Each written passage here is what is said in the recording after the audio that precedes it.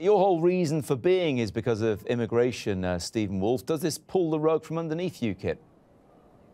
No, UKIP's reason for being isn't just simply about immigration, it's also about getting ourselves out of the European Union for democratic reasons. But this report only adds another tier to the numbers of reports that we're seeing on this issue.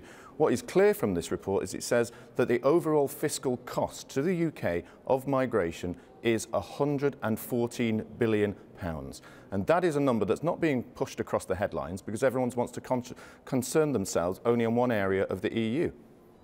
But at first glance, it does look like a good thing. And certainly when you compare that they are bringing more money in than they take out, you compare that to what UK natives cost the country in £616.5 billion. They're doing a lot better, these people from these 10 EU countries, aren't they? Well, as your previous reporter has mentioned, this report is confused in some areas because it doesn't include all the costs in relation to schools and hospitals, and also it doesn't deal with the displacement factor of UK workers.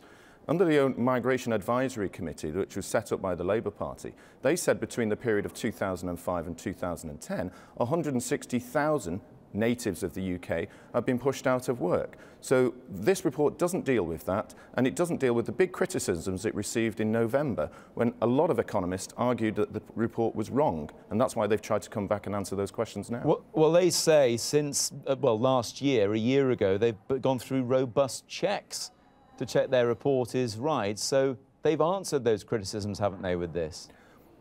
No, they've only answered partially of the criticism. One of the things that you saw clearly in their report is they said that the overall cost to immigration in this country was 95 billion. Actually, their robust checks have now shown it's 114 billion.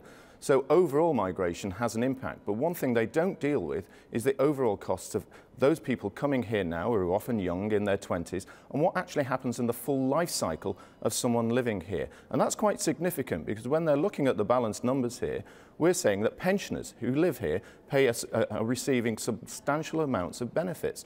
And that's not treated exactly the same in this report for EU migrants. Stephen, what is more important to UKIP? Is it the financial cost, or is it the cultural one?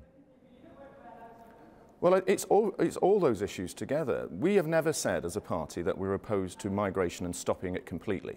What we said is you need to have a managed migration, and that managed migration should be open to the whole world on an Australian points-based system, so we can get the best of everybody, not just from Europe, but from everywhere else. But we also must consider that when you're dealing with migration, you have to understand the impact socially on people living in different areas of the country who are not benefiting, say, as some people in London might assume that they're benefiting from it. So you have to be fair and balanced to the country as a whole. And I don't think that the political parties that are in power have actually really addressed that balance of fairness.